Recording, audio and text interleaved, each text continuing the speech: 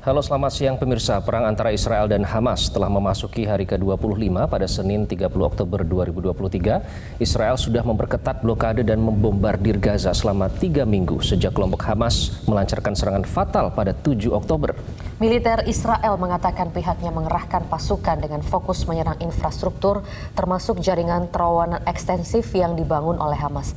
Warga Palestina mengatakan tidak ada tempat yang aman karena bom-bom juga menghancurkan rumah-rumah mereka. Dan meskipun seruan gencatan senjata kemanusiaan menggema dari seluruh dunia, Israel semakin mengintensifkan perang melawan Hamas. Para panglima militer Israel memberikan isyarat bahwa mereka bersiap untuk memperluas serangan darat. Dan inilah pemirsa Special Report Gaza kian membara. Bencana kemanusiaan sedang terjadi di depan mata.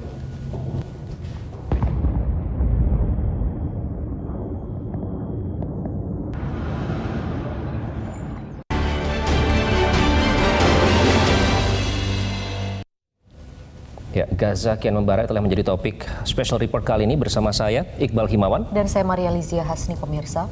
Dan inilah update terkini yang kami berhasil himpun. Pemirsa, pasukan dan tank Israel bergerak lebih jauh ke Gaza pada hari Senin waktu setempat. Bergerak maju di dua sisi kota utama wilayah tersebut. Israel sebelumnya telah memerintahkan warga Palestina untuk meninggalkan wilayah utara atau dari kota Gaza dan pindah ke selatan. Pergerakan Israel yang menempatkan pasukannya di kedua sisi kota Gaza dan daerah sekitar Gaza Utara oleh Perdana Menteri Benjamin Netanyahu disebut sebagai tahap kedua perang. Jika pasukan Israel memperluas operasi darat mereka untuk memerangi Hamas di daerah pemukiman warga, maka berpotensi korban di kedua belah pihak akan meningkat tajam. Israel sebelumnya telah memerintahkan warga Palestina untuk meninggalkan wilayah utara atau dari kota Gaza dan pindah ke selatan. Namun ratusan ribu warga Palestina masih tetap tinggal. Alasan warga karena Israel juga telah membombardir sasaran-sasaran yang disebut sebagai zona aman. Pemirsa, media Israel telah melaporkan bahwa terjadi baku tembak besar-besaran antara pasukan Israel dan warga Palestina di Jenin yang menewaskan 4 warga Palestina. Militer Israel mengatakan pada hari Senin bahwa pihaknya terus melanjutkan operasi darat di jalur Gaza Utara. Ya, dalam jumpa persnya, juru bicara Laksamana Muda IDF, Daniel Hagari, mengatakan aktivitas ofensif akan diperluas dan diintensifkan sesuai dengan fase perang dan tujuannya. ביממה האחרונה ברצועת עזה אנחנו הרחבנו את פעולת הכוחות וכוחות נוספים נכנסו לרצועה. כוחות חי"ר, שריון, הנדסה ותותחנים. בתקיפות משולבות של כוחות יבשה ואוויר ברצועת עזה חיסלו הלוחמים עשרות מחבלים הלילה שהתבצרו במבנים וניסו לפגוע בכוחות שנעו לכיוונם. ביהודה ושומרון, לפנות בוקר, כלי טיס של חיל אוויר חיסל כמה מחבלים במחנה הפליטים ג'נין. מחבלים חמושים שהיו במגע עם כוחותינו חוסלו מהאוויר. במקביל, גם הלילה עצרנו פעילות של עשרות פעילי טרור שמצטרפים לכבר כ-700 פעילי חמאס שנעצרו ביהודה ושומרון מתחילת... Sementara itu, pejabat senior Hamas di Beirut, Lebanon, mengatakan pada hari Senin bahwa serangan militer Israel yang diperluas lebih jauh ke jalur Gaza Utara telah gagal. Ia bahkan mengatakan dalam jumpa pers di Beirut, Lebanon, Israel berusaha menipu masyarakat Israel dengan mengatakan mereka telah meraih kemenangan besar di jalur Gaza.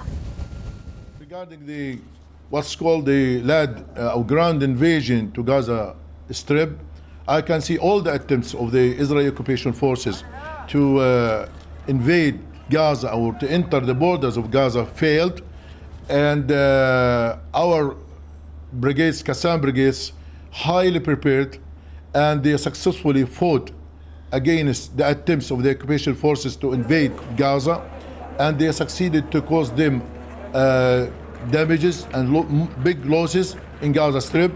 I think this is kind that Israeli forces try to cover or try to give a picture or image to the Israeli public that the brigades, but I can speak loudly that they failed to do anything. Sebuah truk organisasi kesehatan dunia yang membawa pasokan bantuan darurat tiba di luar rumah sakit di Khan Yunis, Gaza pada Senin sore. Para pekerja bantuan mengatakan jumlah tersebut masih jauh di bawah jumlah yang dibutuhkan untuk populasi 2,3 juta orang. Pengiriman bantuan ke rumah Relawan Medical Emergency Rescue Committee atau MERSI, Fikri Rofiul Haq yang berada di RS Indonesia di Gaza yang berjarak 2,5 km dari perbatasan Israel melaporkan bahwa hingga saat ini Israel masih terus menyerang area pemukiman warga. Ya, bahkan kemarin sempat terputus total komunikasi di sana serta listrik selama 2 hari. Namun kami akan hadirkan, pemirsa, ini adalah suara Fikri Rofiul Haq yang melaporkan bagaimana suasana terkini dari Gaza.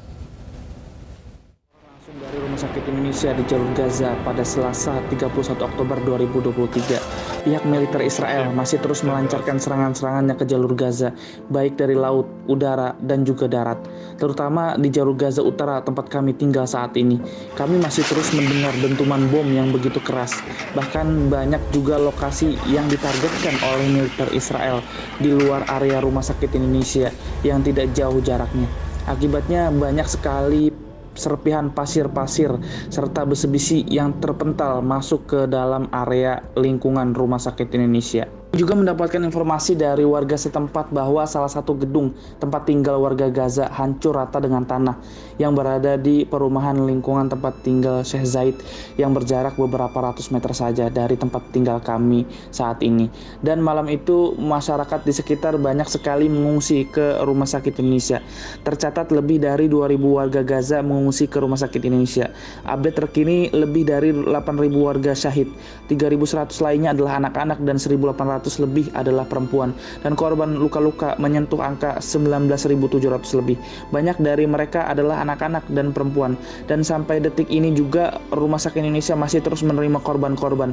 Lebih dari pantauan kami, mereka bisa berjam-jam untuk mendapatkan itu semua, dan itu hanya bisa dilakukan pagi sampai sore hari saja, mengingat pihak militer Israel memang sangat intens menyerang di malam hari.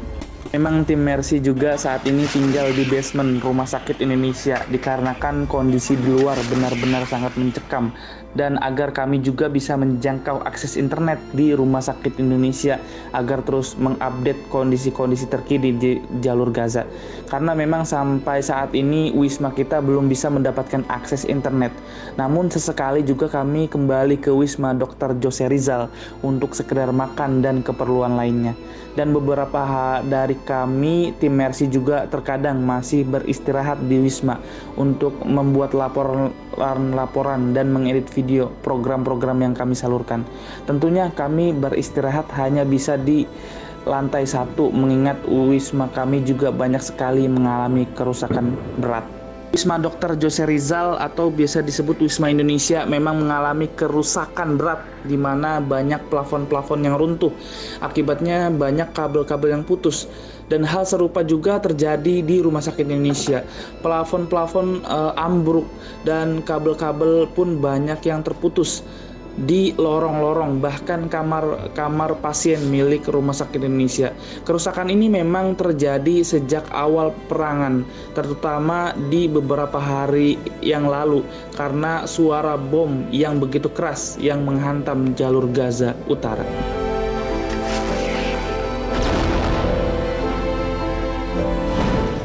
Dan yang terkini, Israel menyatakan bahwa mereka akan memasuki fase kedua ya Maria ya, dalam tahap penyerangan melalui jalur darat. Dan tidak akan menghentikan gencatan senjata, itu yang terbaru dari Perdana Menteri Israel di tengah dunia yang menyuarakan untuk gencatan senjata. Nanti kita akan membahas mengenai hal ini ya. Betul, seefektif apakah resolusi yang sudah dikeluarkan Badan PBB? Kami akan membahasnya usai jeda. Tetaplah di live event Gaza Kian Membara.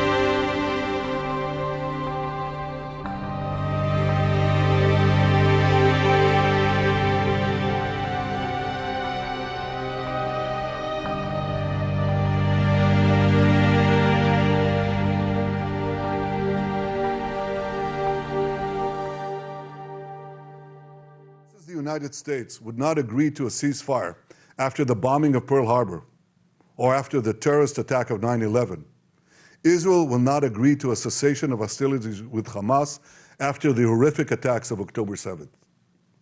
Calls for a ceasefire are calls for Israel to surrender to Hamas, to surrender to terrorism, to surrender to barbarism. That will not happen. Ya, sampai hari ini, hari 25 ya, setelah peperangan yang dimulai tanggal 7 Oktober sudah ada lebih dari 8.300 korban. Dan kebanyakan ini adalah anak-anak dan wanita. Betul, data dari UNICEF 70% ya Maria korban itu merupakan anak-anak dan wanita. Bahkan ada yang menyatakan bahwa sampai sekolah-sekolah tidak bisa dibuka karena semua siswanya mati dalam peperangan yang terjadi kali ini. Dan kemudian berbagai upaya juga sudah dilakukan, sementara eskalasi terus meningkat, apalagi Israel sudah memasuki fase kedua melalui jalur darat. Bagaimana eskalasi yang terjadi dan sudah sejauh seefektif apakah, ini saya sampai belibet karena terbawa perasaan yang membayangkan saudara-saudara kita di Gaza, seefektif apakah resolusi yang sudah dikeluarkan PBB? Iya, kita akan berbincang bersama dengan pendiri think tank independen sekaligus pakar hubungan internasional Dina Prapto. Mbak Dina, terima kasih sudah bersedia hadir bersama kami di Special Report Gaza Kian Membara. Mbak, yang terbaru tadi kita barusan mendengarkan pernyataan dari Perdana Menteri Israel yang mengatakan menolak gencatan senjata dengan jelas-jelas seperti itu di tengah seruan dunia, pemimpin dunia lain yang meminta gencatan senjata. Nah, kalau begitu apa lagi yang bisa dilakukan oleh para pemimpin dunia ini untuk memberhentikan ya kebrutalan Israel, Mbak Dina? Jadi kita harus berduka cita ya atas semua yang berkembang di Israel, di Palestina, di Gaza. Dan ini rangkaian, kalau saya melihatnya ini tidak bisa lepas dari rangkaian perang-perang proksi yang berkembang di dunia selama belakangan ini. Terakhir sebelum ada perang di Gaza ini kan ada perang di Ukraina ya. Dua-duanya ini sama-sama perang proksi. Apa artinya perang proksi? Perang proksi itu artinya dia sebenarnya bukan perang melulu antara Israel dan Hamas, apalagi Israel dengan Palestina, tetapi juga ada kekuatan-kekuatan besar, kekuatan geopolitik besar yang ikut mempersenjatai, memberi dukungan politik, dan akibatnya membuat suasana semakin sulit untuk terjadi negosiasi. Jadi perang proksi ini membuat Israel semakin besar kepala ya. Saya mendengarkan dengan sangat prihatin tadi bahwa Benjamin Netanyahu, tokoh yang sudah 16 tahun lebih berkuasa di Israel, ternyata bukannya semakin melunak ya melihat situasi yang berkembang. Dia itu di Israel menyebabkan makin munculnya gerakan-gerakan ultranasionalis yang makin anti terhadap Palestina. Dan harusnya dia juga menyadari bahwa dengan posisi dia yang semakin keras seperti itu dan tindakan Israel itu kan sebenarnya berbasis kolonialisme. Israel telah melanggar begitu banyak kesepakatan di masa lalu sejak PBB pernah turun tangan di Israel Palestina 1947. Kemudian negara lain pun sudah berusaha untuk meredam, ternyata sama sekali tidak membuat Israel lupa ya akan Israel sadar diri ya akan semakin sulitnya situasi di Gaza, di Palestina justru membuat pihak Palestina pun semakin keras. Hamas itu kan muncul karena kolonialisme retaliation Israel. Ya. Betul ya, dan upaya untuk melawan dengan senjata yang lebih kuat lagi. Dan di sini juga ada unsur-unsur negara lain yang akhirnya masuk melalui Hamas. Baik, menarik itu jika kita menarik ke belakang sebenarnya akar permasalahannya tadi adalah soal kolonialisme dan pendudukan Israel atas tanah Palestina ternyata sudah berlangsung sejak 75 tahun dan ada puluhan hukum internasional sudah dilanggar terang-terangan sama Israel. Nah, lalu kalau Mbak Dina melihat standpoint Israel sekarang itu seperti apa sih? Karena beberapa negara yang dari awal terang-terangan berdiri bersama Israel seperti Perancis, kemudian ada Inggris. Kepala negaranya mengatakan bahwa ini saatnya kita fokus kepada warga sipil di Gaza. Jangan lagi ada jatuh korban, bantuan kemanusiaan juga sudah masuk. Artinya negara-negara yang mendukung, bahkan Amerika Serikat pun melalui penasihat keamanan nasional Gedung Putih Jake Sullivan, ini Biden menyatakan bahwa menyerukan untuk sesaat harus bantuan kemanusiaan, harus masuk sampai ke Gaza. Nah, kenapa Israel sampai sekarang masih tetap gencar melakukan serangan dan bahkan Sandra pun menyatakan bahwa ada beberapa video yang beredar mereka sendiri merasa tidak diperhatikan oleh pemerintah Israel, warga Israelnya sendiri yang menjadi sandera itu. Iya, betul.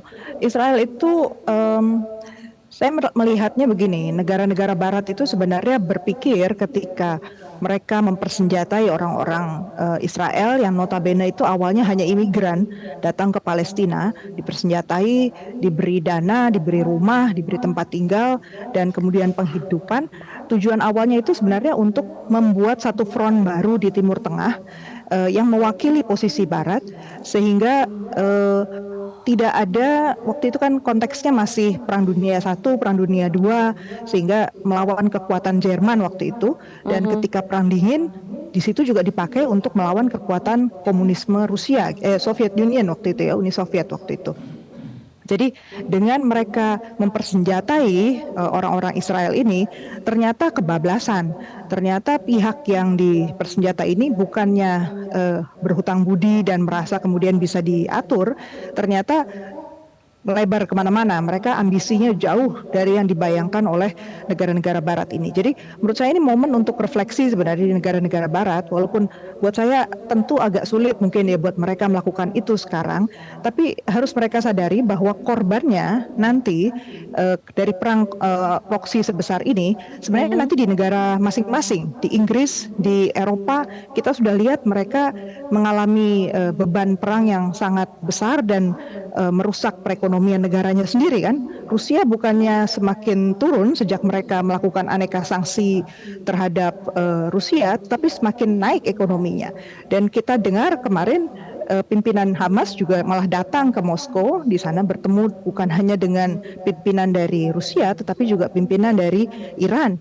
Dan secara ekonomi negara-negara yang selama ini selalu disingkirkan oleh Barat, diupayakan dikucilkan, ternyata sekarang berusaha untuk berkumpul bersama, melakukan tindakan-tindakan bukan hanya kerjasama ekonomi tapi juga militer untuk melawan. Jadi ini semakin buruk sebenarnya menggunakan wilayah Timur Tengah sebagai front front baru untuk perang proksi yang sangat besar. Menurut saya ini risikonya sangat besar karena di sana rata-rata daratan ya, sehingga mudah sekali melebar kemana-mana konfliknya. Jadi harusnya pihak Barat menyadari betul ya risikonya bukan hanya di sana tetapi juga di dalam negeri negara masing-masing dan negara-negara lain yang tentunya secara ekonomi global akan terpengaruh.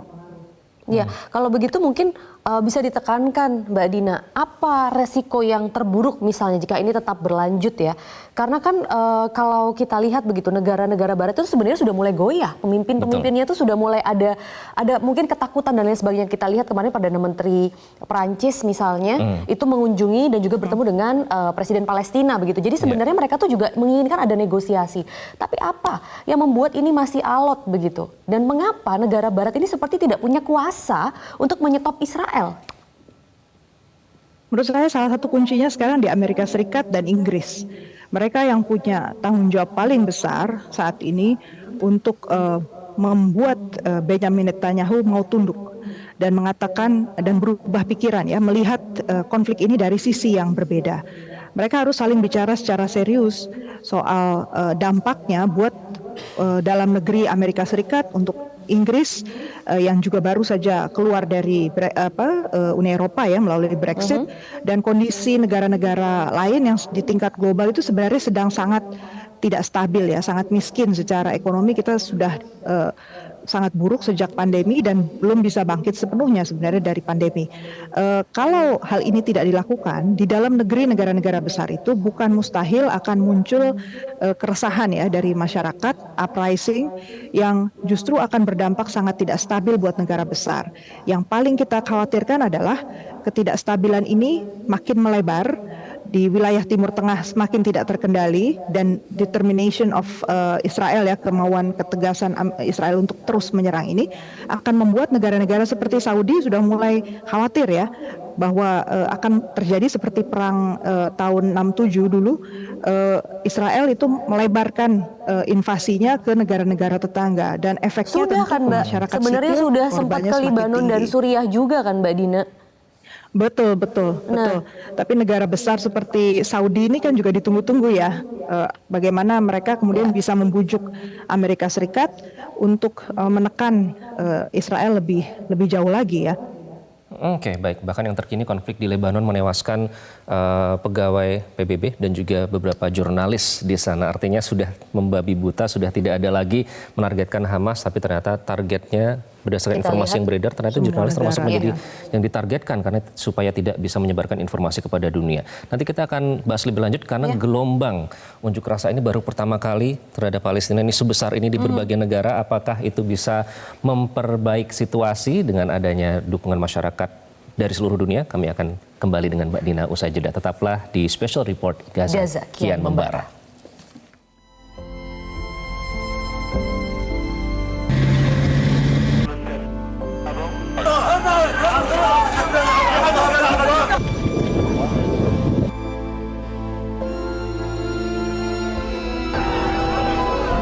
والله يا عم لو هيك شوي بصورة شوي.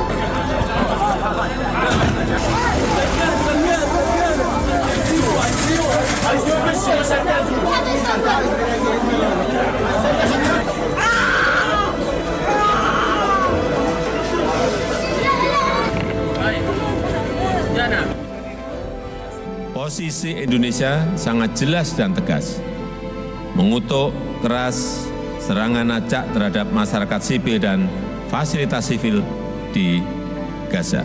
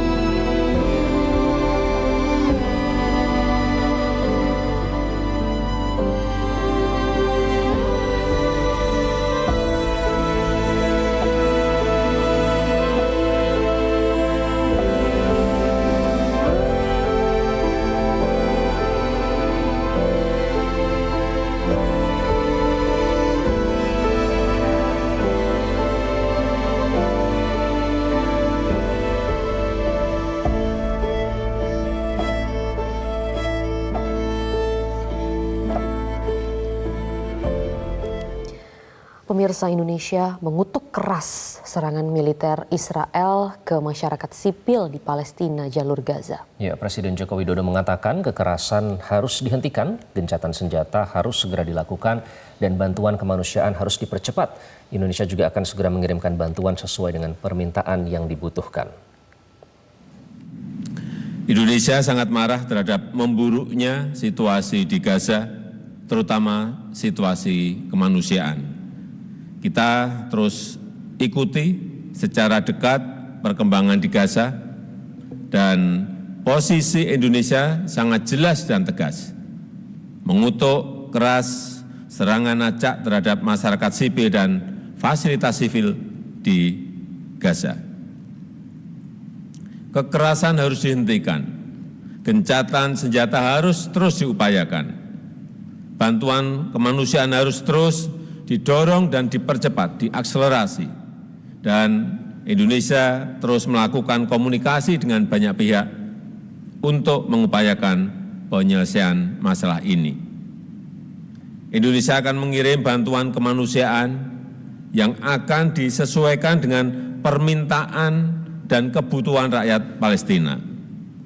dan kloter pertama akan dikirimkan minggu ini. Bantuan ini adalah gabungan bantuan dari pemerintah dan dunia usaha serta masyarakat. Ya, dan kita akan melanjutkan perbincangan kami dengan Mbak Dina. Mbak Dina, kalau kita melihat ini berbagai upaya sudah dilakukan PBB. Nah, kemarin kalau ada resolusi ya Maria, ini terkait dengan harus ada gencatan senjata dan memasukkan lagi, dibuka lagi jalur bantuan kemanusiaan ke Gaza. Nah, yang terbaru Uni Emirat Arab mengusulkan agar diadakan sidang darurat PBB di Dewan Keamanan supaya bisa mengikat secara hukum. Nah, apakah nanti hasil resolusi yang didapatkan dari Dewan Keamanan PBB ini akhirnya bisa mengikat Israel untuk akhirnya menghentikan serangannya? Menurut saya dua hal yang bisa mengikat Israel sekarang, memaksa Israel untuk berubah haluan. Yang pertama adalah panggilan seluruh dunia, tuntutan dari seluruh dunia, termasuk Indonesia. Harapan saya berani mengatakan Amerika Serikat, Inggris, dan sekutu-sekutunya harap menyetop pemberian senjata kepada Israel. Yang kedua, pihak Amerika dan sekutunya juga harus berani untuk menaruh dulu masalah geopolitiknya berhadapan dengan Rusia dan Cina, agar masalah kemanusiaan yang berkepanjangan ini tidak semakin memburuk. Perang geopolitik antara Amerika Serikat dengan Cina dan Rusia berujung sangat-sangat mematikan, dan ini bukan mustahil bisa berkembang menjadi perang dunia ketiga ya. Kalau terus-menerus masalah senjata, masalah menang kalah itu menjadi prioritas dari negara-negara besar, akan makin banyak masyarakat sipil yang menjadi korban. Jadi bukan sekedar resolusi menurut saya. Yang paling real ya dalam situasi seperti ini adalah senjata harus di stop. Masalah geopolitik negara besar ini harus dihentikan supaya negara-negara proksi ini tidak menjadi medan peperangan di mana masyarakat sipil menjadi korban. Baik, kalau begitu mungkin Mbak Dina, di sini peran Indonesia itu bisa sejauh apa? Karena kan Indonesia ini tidak memiliki hak veto begitu. Tidak ada juga suara-suara dari pemimpin-pemimpin yang misalnya tegas begitu ya, yang memiliki hak veto seperti China, Rusia dan lain sebagainya yang benar-benar menyatakan misalnya boikot atau apapun itu. Jadi misalnya peran Indonesia bisa sejauh apa untuk segera menghentikan kebrutalan Israel ini, Mbak? Menurut saya pertama tadi, Amerika dan Indonesia ini kan punya hubungan komprehensif, strategik yang sudah cukup lama. Mengapa tidak dibicarakan pertama-tama secara ruang tertutup mungkin ya, secara intensif betul dibicarakanlah dari hati ke hati antar kepala negara. Sebenarnya mengapa sih nggak bisa di stop ini pemberian senjata? Kita sudah makin prihatin ya. Satu masalah Ukraina dengan Rusia, sekarang masalah ini gitu. Jadi menurut saya sebenarnya ada berbagai macam cara diplomasi yang bisa dilakukan di luar dari mekanisme PBB. Itu yang selama ini Indonesia belum cukup intensifkan. Kemudian yang kedua, kalau dilihat dari posisi resolusi kemarin soal membuat lebih tertib perlindungan buat masyarakat sipil dan menjunjung tinggi kewajiban hukum dan kemanusiaan, sebenarnya di situ kelihatan Inggris itu posisi sekarang abstain, Australia yang juga sekutunya Amerika Serikat juga abstain, Jepang juga abstain, India yang digadang-gadang sebagai sekutunya Amerika Serikat di Indo-Pasifik juga sudah abstain. Artinya apa? Mereka sebenarnya melunak. Dan kita udah dengar suaranya, Cina itu berusaha untuk menjadi mediator dalam isu ini. Jadi sebenarnya kenapa nggak kita yang dorong lagi lebih lanjut? Jadi bukan menengok ke negara Arab saja, kita nggak bertemu hanya dengan teman-teman tradisional yang ada di Liga Arab ya. Kita udah datang ke sana. Kenyataannya mereka tidak seberani itu karena mereka masalahnya wilayah negaranya itu benar-benar bertetangga langsung. Nah, negara-negara yang lain ini yang punya akses langsung ke senjata dan punya akses langsung sebagai penguat dari perang geopolitik tadi. Yang kalau nggak kita ikut ajak ngobrol, maka ujung-ujungnya mereka tetap galau ya. Amerika Serikat merasa dipikirnya Inggris, Australia, Jepang, Italia, India itu masih di belakang dia, padahal udah enggak gitu. Jadi harus dibangunkan lah ya Amerika Serikat. Juga kita ajak bicara Cina, kita ajak bicara Rusia.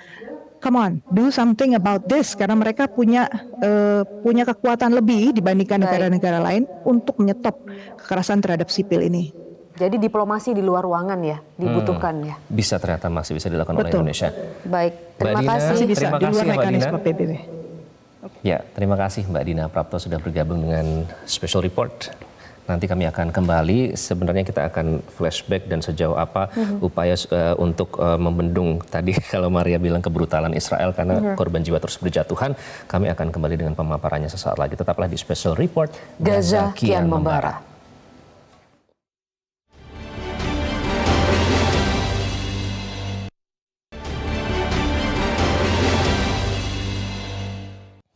Kembali bersama kami Special Report Gaza kian membara. Sebenarnya kalau kita berbicara mengenai Israel dan Palestina, masih banyak yang belum tahu ternyata bahwa masalah ini dipicu oleh kolonialisme atau kependudukan Israel yang sudah berlangsung selama 75 tahun. Bayangkan, dijajah selama itu pastinya ada pemberontakan kan? Dan kalau melihat perbandingannya ya Maria, tanah Palestina sebelum dijajah, sebelum diduduki oleh Palestina tuh jauh sekali perbedaannya. 75 tahun dengan sekarang, hanya tinggal titik-titik kecil yang masih menjadi wilayah Palestina. Namun resistensi ini juga ditunjukkan oleh orang-orang di seluruh dunia.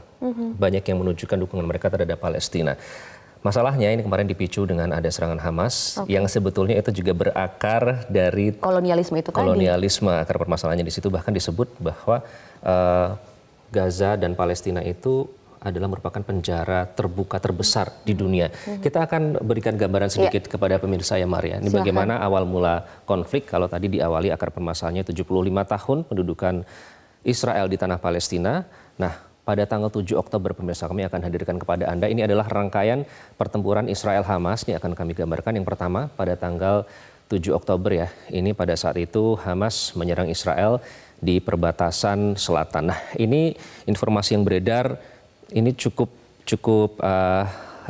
banyak ya di media sosial. Masalahnya Israel dengan propagandanya ini sehingga masyarakat mungkin sulit untuk membedakan mana yang benar-benar dan mana yang propaganda. Karena masalah soal yang ada bayi yang dipenggal pun itu sampai sekarang tidak ada bukti yang kuat, yang legit, tidak ada videonya, tapi selalu dihembuskan oleh propaganda Israel. Kemudian yang kedua, ini kemudian pada tanggal 18 Oktober 2023, saat itu Presiden Amerika Serikat Joe Biden berkunjung ke Israel dan menguatkan dukungannya untuk Israel. Jadi jelas pada saat itu posisinya Amerika Serikat berada bersama Israel. Kemudian pada tanggal 20 Oktober 2023, bantuan kemanusiaan ke Gaza, karena pada saat itu korban warga sipil yang katanya Israel menargetkan Hamas, tapi ternyata warga sipil yang menjadi korban. Ini kemudian bantuan kemanusiaan yang akan masuk ternyata diblokade oleh Israel sehingga tidak dapat masuk ke Gaza dan warga pun semakin hidup dalam kesengsaraan di tengah hujan bom, rudal, bom fosfor itu mereka kekurangan bahan makanan dan kebutuhan sehari-hari.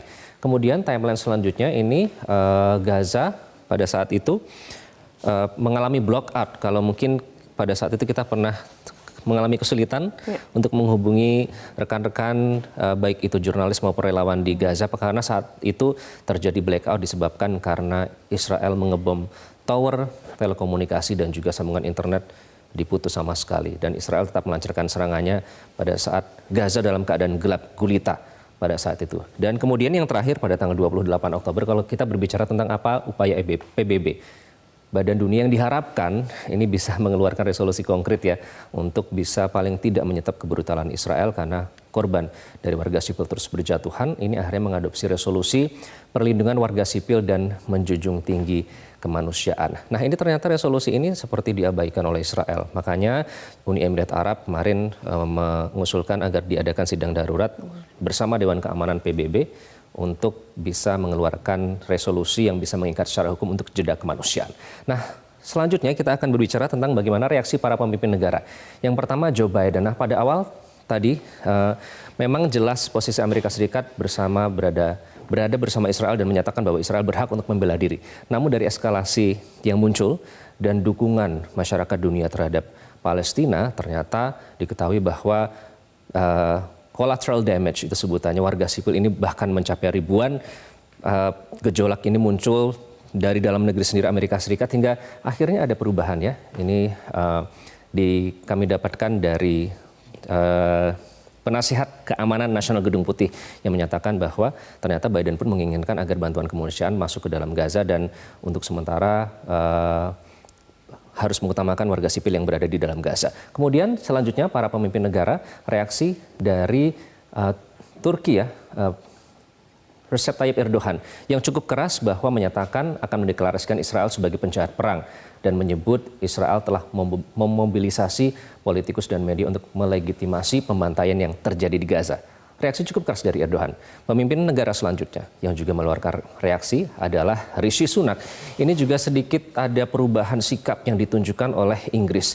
Pada saat awal dia menyatakan berdiri sepenuhnya bersama Israel, Israel berhak membela diri, tapi kemudian menyatakan bahwa sangat penting melindungi dan mengirimkan bantuan kemanusiaan bagi warga Gaza, namun tetap mendukung upaya Israel untuk membela diri. Artinya ya masih dua kaki begitu meskipun korban terus berjatuhan. Kemudian reaksi pemimpin dunia selanjutnya ini adalah Queen Rania yang merupakan Ratu Yordania. Queen Rania mengecam standar ganda negara barat, menilai para pemimpinnya bersikap diam terhadap pembunuhan Israel terhadap warga sipil Palestina di Gaza dan juga menyatakan bahwa untuk pertama kalinya dalam sejarah modern ada penderitaan manusia dan dunia, tapi bahkan mereka tidak menyerukan gencatan senjata. Itu yang menjadi concern utama dari Queen Rania. Nah, selanjutnya kita akan membahas terkait dengan berapa jumlah korban dari antara perang Israel dan Hamas yang masih berlangsung sampai sekarang. Ini perbandingannya pemirsa, jadi cukup drastis. Kalau korban tewas dari pihak Palestina ini 8.100 orang ya, sementara dari Israel ini 1.402 orang. Nah, korban luka ini mencapai dari pihak Palestina 21.400 orang dan dari pihak Israel 5.445 orang. Itu hanya yang berhasil dihimpun, yang berhasil dihitung oleh Badan Kemanusiaan PBB. Namun yang tidak terhitung karena berada di bawah reruntuhan dan tidak dapat dievakuasi atau anggota tubuhnya tercerai-berai itu tidak masuk dalam hitungan tersebut, artinya lebih banyak korban lagi. Nah, selanjutnya ini sejauh mana upaya PBB untuk menghentikan serangan Israel. Yang pertama, kita berbicara 27 Oktober. Ini resolusi Majelis Umum menyatakan bahwa harus diadakan gencatan senjata dan disetujui oleh mayoritas negara anggota PBB. Tapi saat itu ternyata resolusi ini seperti diabaikan saja, hanya merupakan pernyataan sikap dari negara-negara yang mengecam Israel, that's it. Tapi Israel tidak mendengarkan dan terus melaksanakan serangannya ke Palestina. Nah, sejak saat itu Uni Emirat Arab kemudian meminta sidang darurat Dewan Keamanan PBB. Kenapa Dewan Keamanan? Karena melalui Dewan Keamanan inilah akhirnya resolusi itu bisa mengikat secara hukum Israel. Namun masih ada hak veto di situ. Kita tidak akan tahu apa nanti resolusi yang akan dikeluarkan. Apakah ada negara yang lagi-lagi memveto meskipun setiap hari korban sipil terus berjatuhan di Gaza. Nah, lalu kita akan memaparkan kepada ini adalah negara yang mengakui Palestina. Mungkin beberapa di antaranya Anda sudah familiar ya, 139 negara anggota PBB, di antaranya tentu saja Indonesia yang selalu berdiri bersama Palestina. Kemudian ada China, Turki, Mesir yang berbatasan langsung, kemudian ada Iran, dan kemudian Irlandia yang memiliki sejarah kolonialisme yang sama. Jadi sangat mengerti begitu penderitaan yang dialami oleh rakyat Palestina saat ini. Nah, bagaimana negara yang tidak mengakui Palestina? Kita akan hadirkan kepada Anda. Mungkin ada beberapa yang Anda tidak menyangka. Dari 54 negara diantaranya ada Amerika Serikat, kemudian ada Inggris, ini yang sudah pasti standpoint-nya, kemudian ada Singapura, Korea Selatan, dan juga Jepang. Itu yang tidak mengakui Palestina secara legal sejauh ini pada saat ada forum-forum atau sidang yang dilaksanakan oleh PBB. Nah, kemudian kita akan berbicara tentang perbandingan militer Israel dan Hamas. Kok bisa Israel terus-menerus membombardir Gaza, sementara perbandingannya dengan Hamas? Kita akan, meskipun tidak bisa dibilang apple to apple, kita bandingkan saja ya. Di Israel ini ada 173.000 tentara aktif. Cadangannya sendiri ada 465.000 orang dan pasukan paramiliternya ada 8.000. Bagaimana dengan Hamas? Hamas ini hanya memiliki 10-20.000 pejuang aktif dan 40-50.000 yang bisa turun pada saat dalam keadaan perang. Jadi kalau kita melihat perbandingan jumlahnya saja sudah jauh perbandingan militer antara Israel dengan Hamas. Selanjutnya kekuatan dari kalau tadi personil, kita akan ke persenjataan pemirsa. Nah, ini perbandingan militer antara Israel dan Hamas. Israel memiliki salah satu negara dengan kekuatan militer tercanggih di dunia. Memiliki rudal balistik dengan seri Jericho, target presisi, bisa bermanuver. Bisa Anda bayangkan kenapa gedung-gedung apartemen, perkantoran di Gaza bisa rata dengan tanah. Kemudian mereka juga punya sistem Iron Dome super canggih yang bisa menghalau roket Hamas. Dan tank Merkava ini setara dengan tank Leopard 2 pabrikan Jerman yang disebut salah satu yang tercanggih saat ini. Kemudian Hamas, mereka memiliki 6.000 roket dan rudal buatan sendiri yang disebut Qassam. Dan Iran atau buatan Iran yang merupakan Fajr 5, namanya itu ya disebut ya. Mereka tidak punya sistem penghalau roket. Dan mereka hanya mengandalkan SUV Ini mobil yang dimodifikasi belakangnya ada seperti bak terbuka begitu dengan persenjataan berat kaliber 30 dan senapan angin. Jadi dari sini saja sudah kelihatan perbandingan persenjataannya ya. Kemudian bagaimana dengan melalui yang jalur air dan udara, perbandingan militer mereka. Nah, Israel ada 50 lebih kapal perang, peluncur rudal dan juga kapal patroli. Selain itu, melalui udara ada 680 jet tempur dengan 340.000 personel aktif. Itu dari Israel. Bagaimana dengan Hamas? Punya beberapa bot, tapi tidak punya kapal perang sama sekali. Kemudian mereka juga tidak punya kekuatan pasukan udara. Jadi bisa diambil kesimpulan dari persenjataan saja sudah tidak imbang begitu. Itulah yang menjelaskan mengapa hingga saat ini Israel sangat powerful hingga bisa terkesan seperti diabaikan atau tenang-tenang saja begitu pada saat mereka melakukan carpet bombing, kemudian diduga menggunakan bom fosfor yang semuanya melanggar hukum internasional. Itu sekilas bagi pemirsa supaya mendapatkan gambaran kenapa Israel begitu powerful, begitu seperti dibiarkan saja begitu untuk sampai saat ini meskipun korban sipil terus berjatuhan, Maria. Dan tidak masuk akal ya komparasinya. Dan apalagi narasi-narasi yang kalau misalnya orang tidak tahu mengenai hal ini dibangun untuk mendukung Israel, komparasinya untuk memberantas teroris itu sangat jauh. Ini sebenarnya belum lagi propaganda. Apa yang bisa kita lakukan, Maria? Kita bisa melakukan keep sharing, posting, dan tetaplah bersuara ya pemirsa. Dan juga berdonasi misalnya melalui lembaga-lembaga yang kredibel seperti Mercy yang kita tahu akan donasi itu akan segera dibawa sebentar lagi ke Gaza untuk disalurkan. Jadi jangan pernah merasa putus asa dan tidak bisa melakukan apa-apa karena sebenarnya kita bisa. Dari suara individu akan berkembang menjadi suara kelompok dan akhirnya organisasi yang didengarkan oleh pemimpin dunia. Kontribusi terkecil yang bisa kita lakukan. Dan itulah pemirsa akhir dari Special Report Gaza kian membara. Semoga keadaan bisa bertambah baik. Mewakili seluruh pekerja yang bertugas, saya Iqbal Himawan. Dan saya Maria Lizia Hasni. Pemirsa, terima kasih Anda telah menyaksikan. Dan sesaat lagi akan hadir Newsline Trending Topic. Sampai jumpa.